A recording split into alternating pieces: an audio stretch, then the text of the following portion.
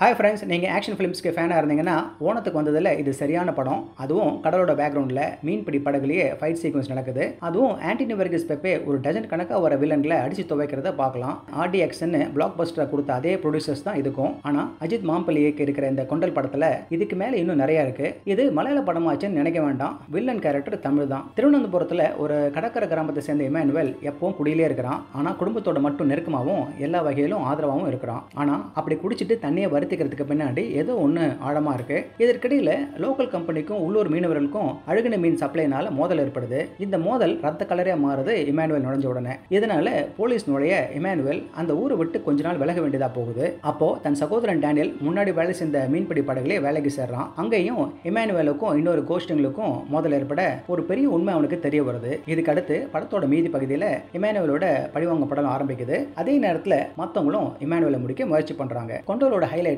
படத்தில் முக்காவாசி நேரம் கடல் அலைப்பாயிர படகுல தான் நடக்குது. ஆண்டனி வெர்கிஸ் இருக்கிறதால படம் அசத்தலான ஸ்டென்ட் சீக்வன்ஸ்ல நிரம்பி வழியுது. ஆண்டனியும் ஏமாத்தல. இதுக்கு வில்லனுங்க ஸ்ட்ராங்காகவும் படுமோசமாகவும் இருக்கணும். அதுக்கு ஷபீர் கலர்கள் ஜூடாவும் ராகுல் ராஜகோபால் மைக்கேலாவும் பொருத்தமா இருக்காங்க. இதனால நமக்கு எப்போ இவங்களோட ஆக்ஷன் வரும்னு காத்திருக்க ஆரம்பிச்சிருவோம். இவங்களோட கன்னட ஆக்டர் ராஜ்பீர் ஷெட்டி நடிச்சிருக்காரு. ஆனா இவருடைய ரோலுக்கான டீடைல்ஸும் எப்படி இந்த பிளாட்டுக்குள்ள சேர்த்திருக்காங்க என்பதை நீங்களா படத்தை பார்த்து தெரிஞ்சுக்கோங்க. படத்தோட ஃபர்ஸ்ட் ஹாஃப் கொஞ்சம் அப்படி இப்படி இருந்தாலும் போக போக மர்மங்கள் எல்லாம் கொஞ்சம் கொஞ்சமா விலகும்.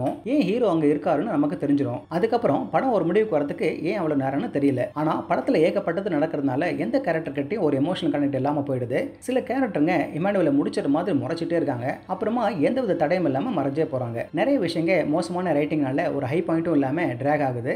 இதுக்கு மேல ஆலோஷியஸ் ஃபேமிலி என்ன ஆச்சு, இவர் சிஸ்டர் கல்யாணத்துக்கு அவரோட ஃப்ரெண்ட்ஸுங்க பணத்தை அரேஞ்ச் பண்ணாங்களான்ற பல கேள்விகளுக்கு பதில் இல்ல. ராஜ்பீர் ஷெட்டியோட டப்பிங் பரிதாபமா இருந்தது. ஆனா இவரோட பெர்ஃபார்மன்ஸ் சூப்பர். ஷபீரோட ஜூட் கேரக்டர் மோசமான ரைட்டிங்னால அதுவும் முழுமையா அமையல. VFX நல்லா இருந்திருக்கலாம். ஆண்டனி வெர்கிஸ் அப்படியே காத்துல எகிரி முஷ்டியால எதிராளியை தாக்குற ஸ்டைல் கலக்குது. அவரோட உடல்வாகும் ஆக்ஷன்ல காமிக்கிற இன்டென்சிட்டியும் படத்துல தனியா தெரிகிறாரு. மற்ற சப்போர்ட்டிங் ஆர்டிஸ்டுங்களும் இயக்குனர் எதிர்பார்த்ததை கொடுத்துருக்காங்க. பேக்ரவுண்ட் ஸ்கோர் இன்னும் கொஞ்சம் அதிகமா இருந்திருக்கலாமோன்னு நினைக்க வைக்குது. இந்த மாதிரி ஆக்ஷன் படங்கள்ல கிளைமேக்ஸ் பெரும்பாலும் கடைப்பிடிக்கிற அதே விஷயம் தான் இதுலயும் இருந்தாலும் இது சுவாரஸ்யமாகவும் திருப்திகரமாகவும் அமையுது. பவர் பேக்டா இருக்கிற ஸ்டென்ட் படங்களை விரும்புறவங்களுக்கு இந்த கொண்டல் ஒரு சரியான அனுபவத்தை கொடுக்கும். ஓகே ஃப்ரெண்ட்ஸ், இதே போல இன்னொரு சுவாரஸ்யமான பட விமர்சனத்தோடு சந்திக்கிறேன். இந்த விமர்சனம் உங்களுக்கு பிடிச்சிருந்துச்சுன்னா உடனடியாக லைக் பண்ணுங்க, ஷேர் பண்ணுங்க. நன்றி.